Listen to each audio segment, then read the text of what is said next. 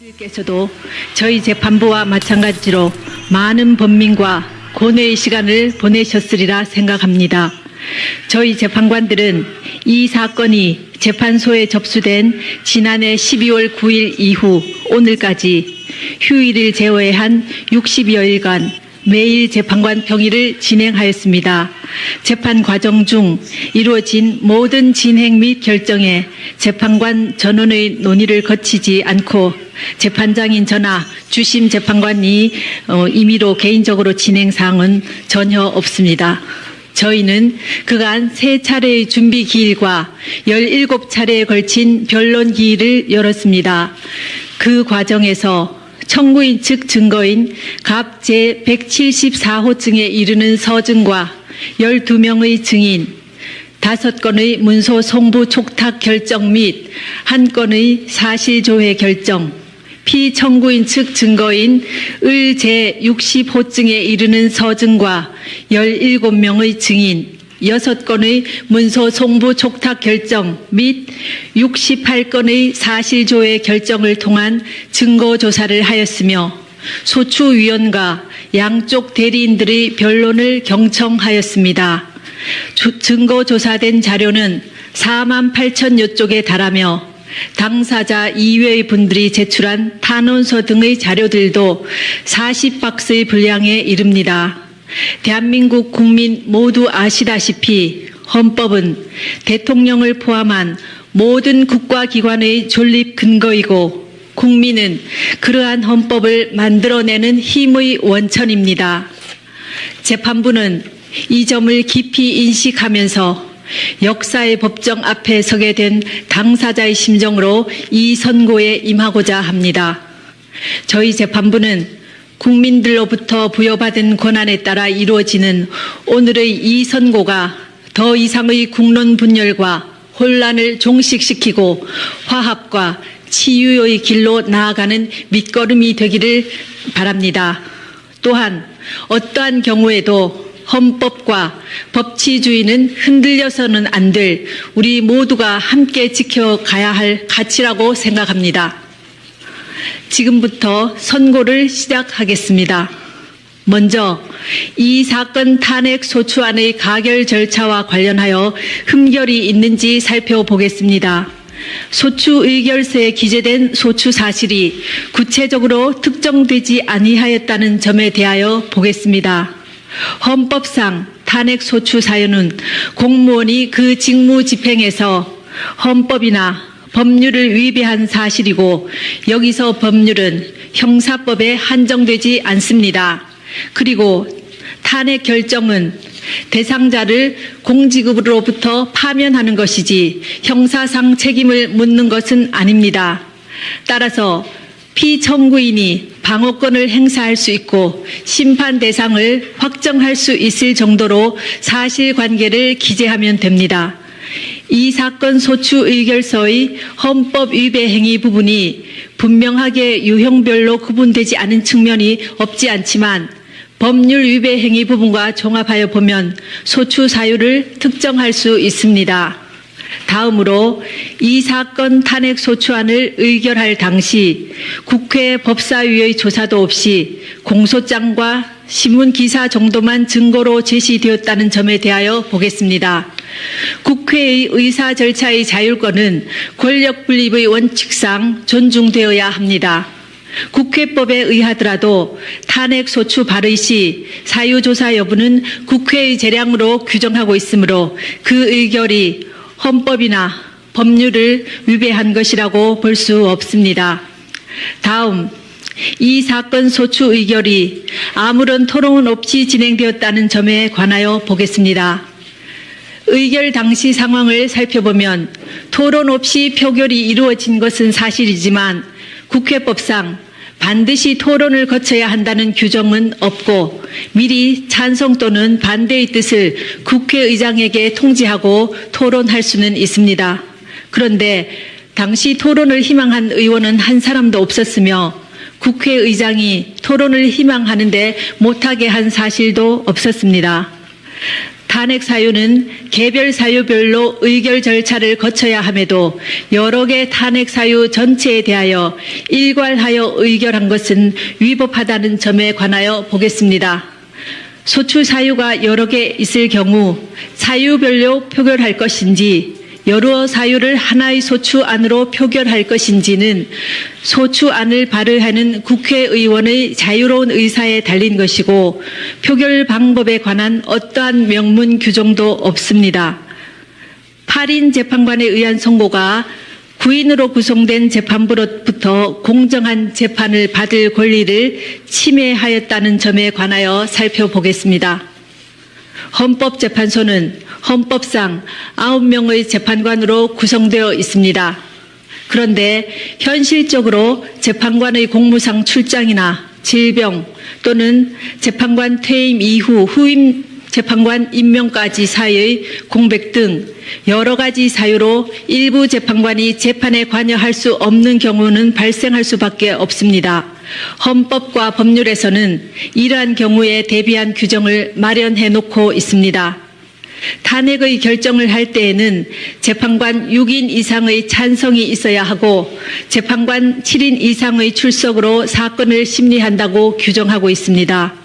9명의 재판관이 모두 참석한 상태에서 재판을 할 수 있을 때까지 기다려야 한다는 주장은 헌재와 같이 대통령 권한대행이 헌법재판소장을 임명할 수 있는지 논란이 되고 있는 이러한 상황에서는 결국 심리를 하지 말라는 주장으로서 탄핵 소추로 인한 대통령의 권한 정지 상태라는 헌정 위기 상황을 그대로 방치하는 결과가 됩니다.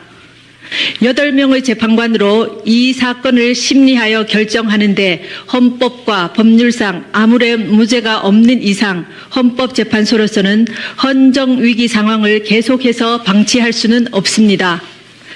그렇다면 국회의 탄핵소추 가결 절차에 헌법이나 법률을 위배한 위법이 없으며 다른 적법 요건에 어떠한 흠결도 없습니다.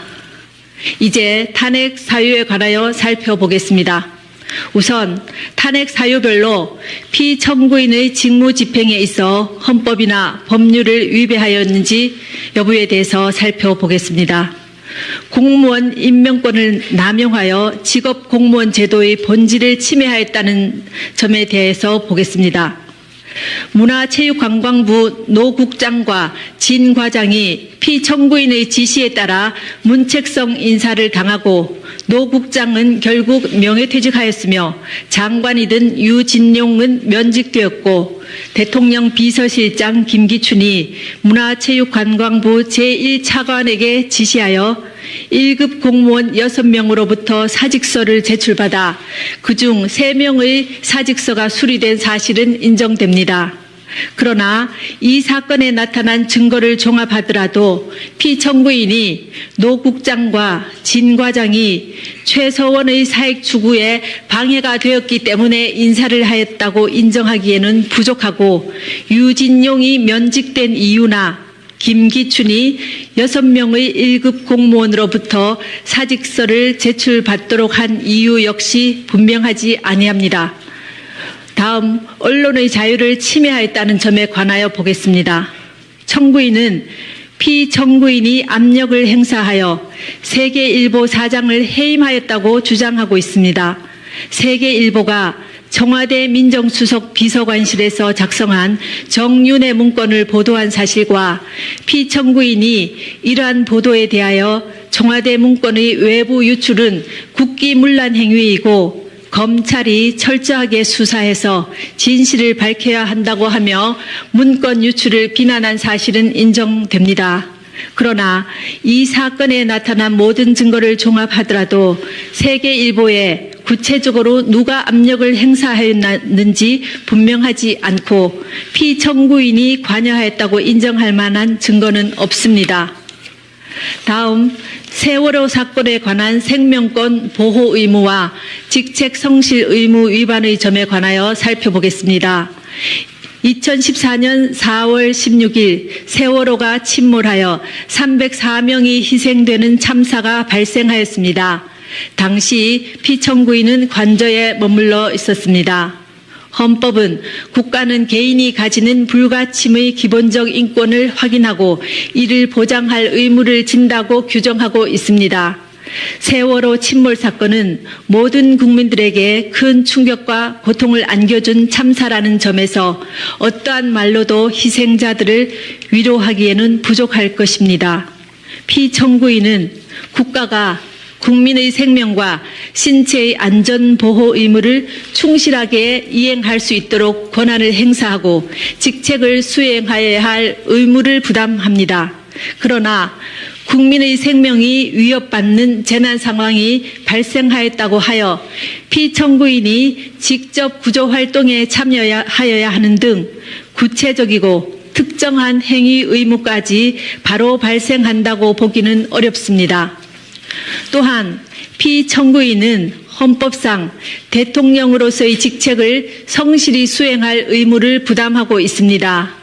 그런데 성실의 개념은 상대적이고 추상적이어서 성실한 직책 수행 의무와 같은 추상적 의무 규정의 위반을 이유로 탄핵 소추를 하는 것은 어려운 점이 있습니다.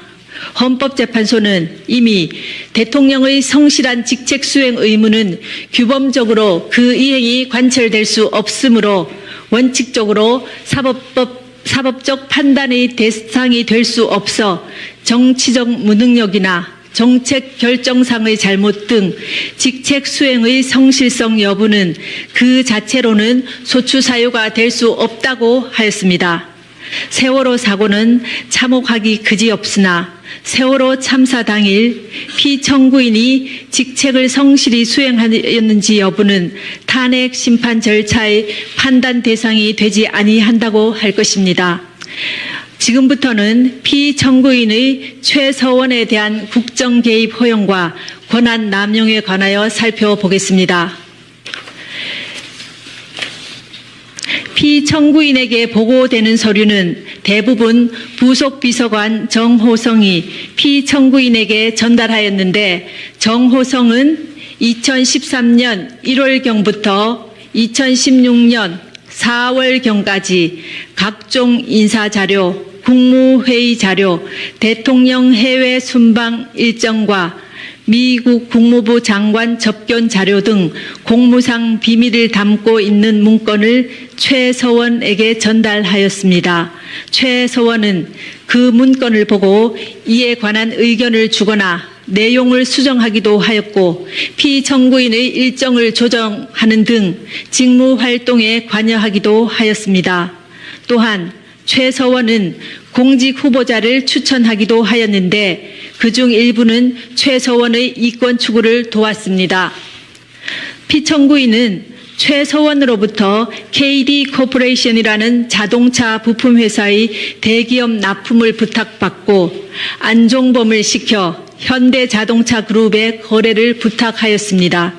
피청구인은 안종범에게 문화와 체육 관련 재단법인을 설립하라는 지시를 하여 대기업들로부터 486억 원을 출연받아 재단법인 미르, 288억 원을 출연받아 재단법인 K스포츠를 설립하게 하였습니다.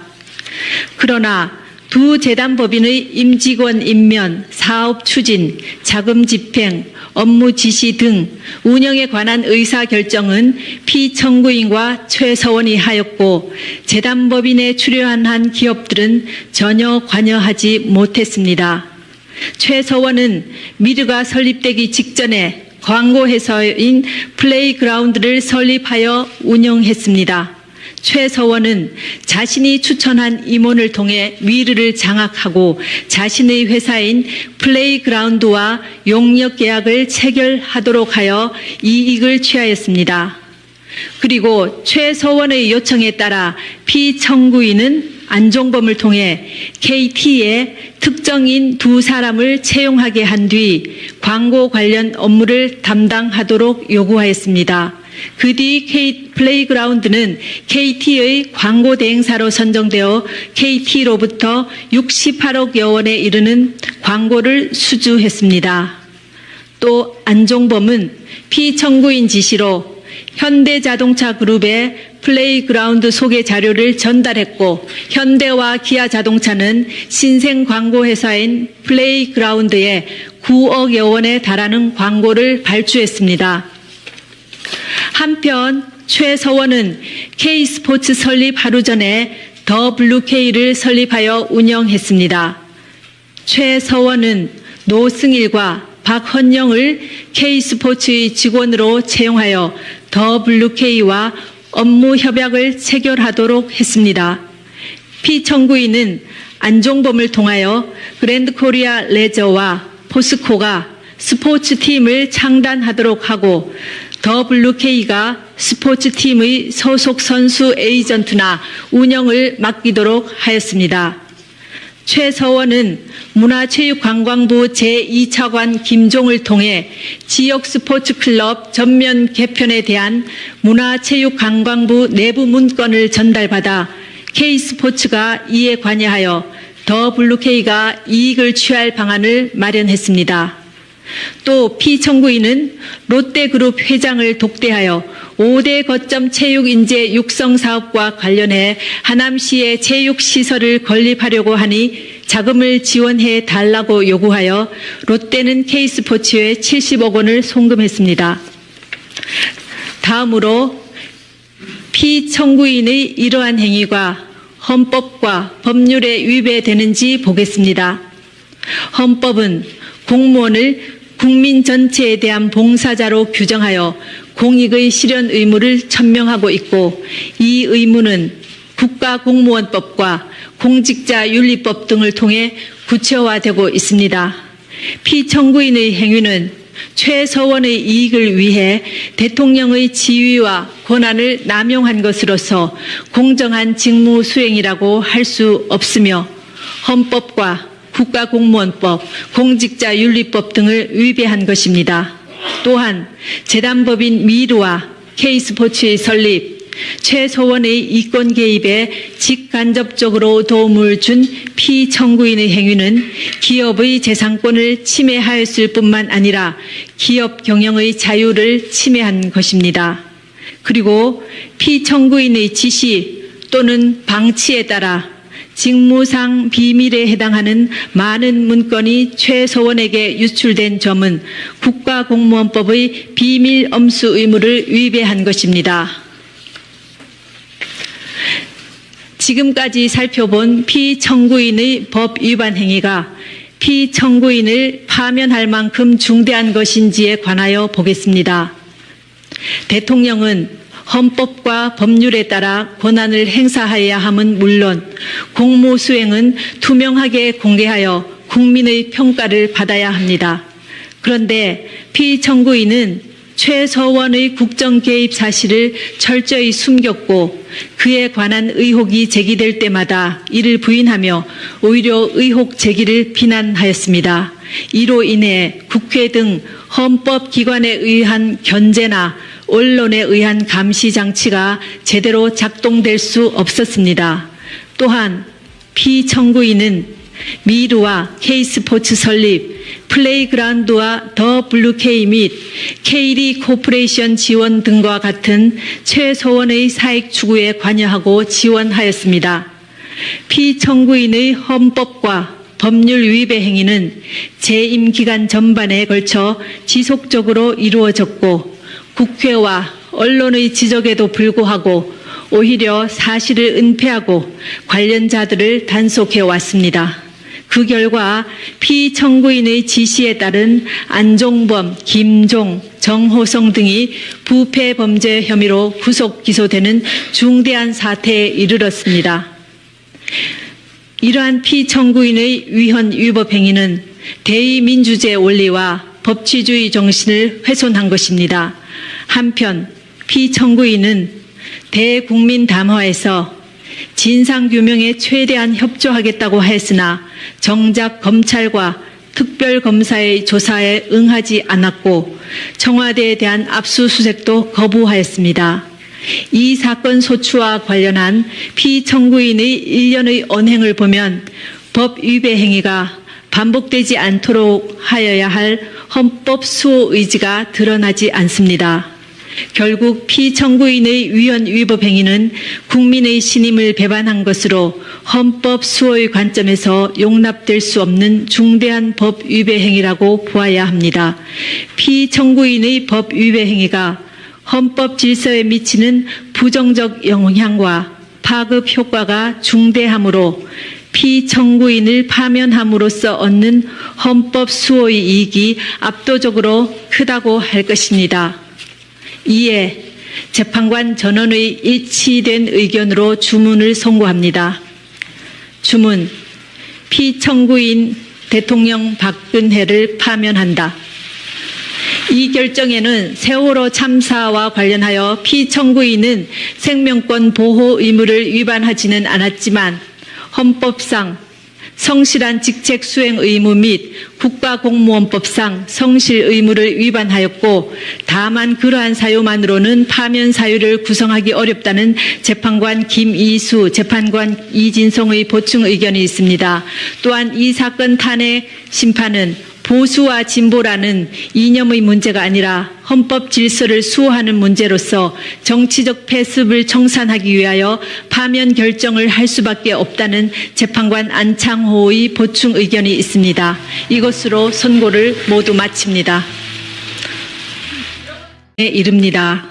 대한민국 국민 모두 아시다시피 헌법은 대통령을 포함한 모든 국가기관의 존립 근거이고 국민은 그러한 헌법을 만들어내는 힘의 원천입니다. 재판부는 이 점을 깊이 인식하면서 역사의 법정 앞에 서게 된 당사자의 심정으로 이 선고에 임하고자 합니다. 저희 재판부는 국민들로부터 부여받은 권한에 따라 이루어지는 오늘의 이 선고가 더 이상의 국론 분열과 혼란을 종식시키고 화합과 치유의 길로 나아가는 밑거름이 되기를 바랍니다. 또한 어떠한 경우에도 헌법과 법치주의는 흔들려서는 안 될 우리 모두가 함께 지켜가야 할 가치라고 생각합니다. 지금부터 선고를 시작하겠습니다. 먼저 이 사건 탄핵 소추안의 가결 절차와 관련하여 흠결이 있는지 살펴보겠습니다.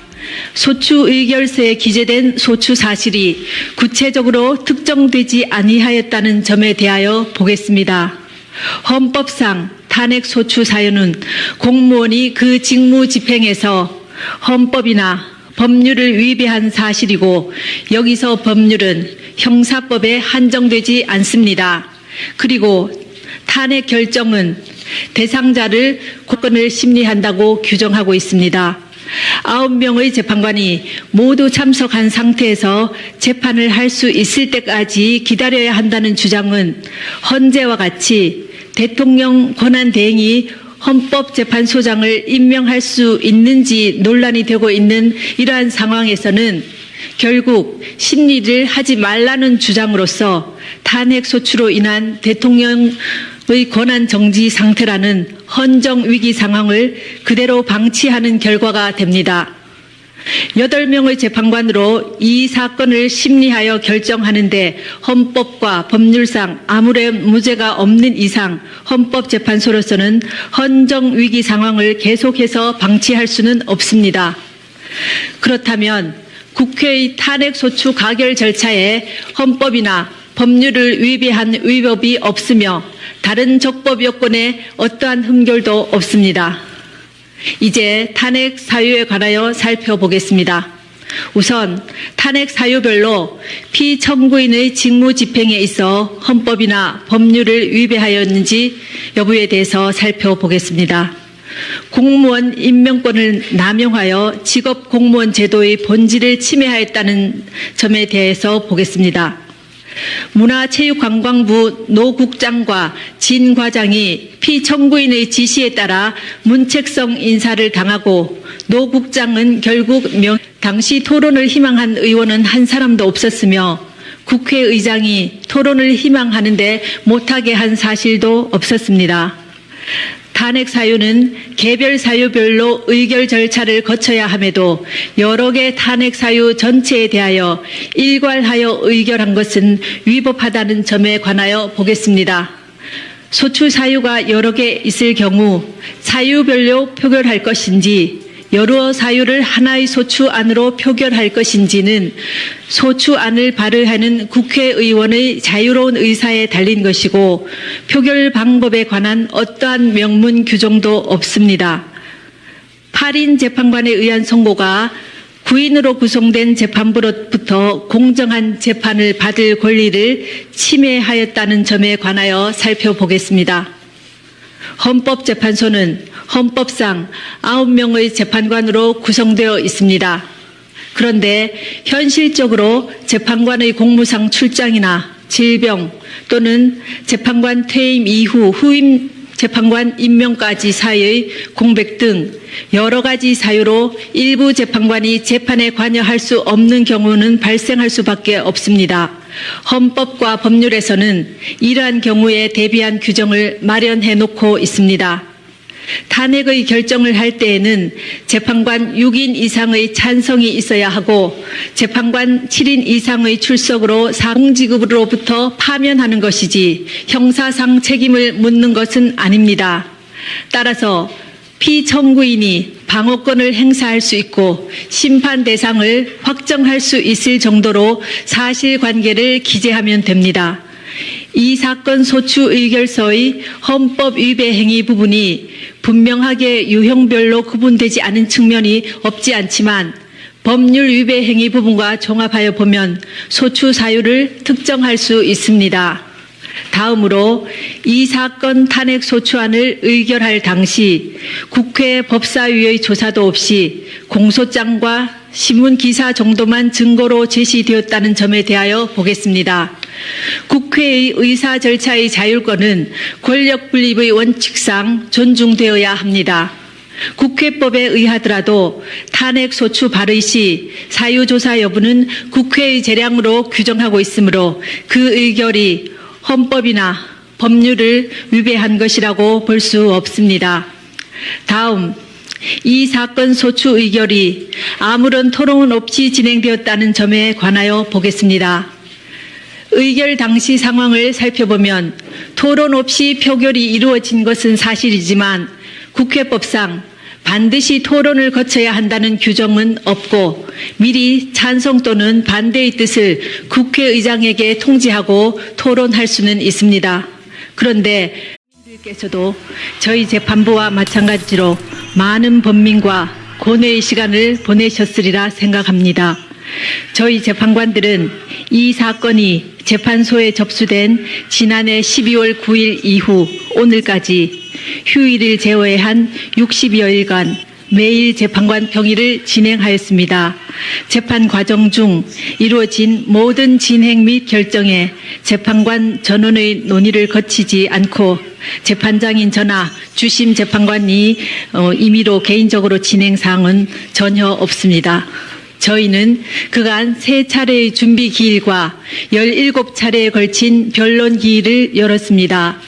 그 과정에서 청구인 측 증거인 갑 제174호증에 이르는 서증과 12명의 증인, 5건의 문서 송부 촉탁 결정 및 1건의 사실조회 결정, 피청구인 측 증거인 을 제60호증에 이르는 서증과 17명의 증인, 6건의 문서 송부 촉탁 결정 및 68건의 사실조회 결정을 통한 증거조사를 하였으며 소추위원과 양쪽 대리인들의 변론을 경청하였습니다. 증거조사된 자료는 48,000여 쪽에 달하며 당사자 이외의 분들이 제출한 탄원서 등의 자료들도 40박스의 분량의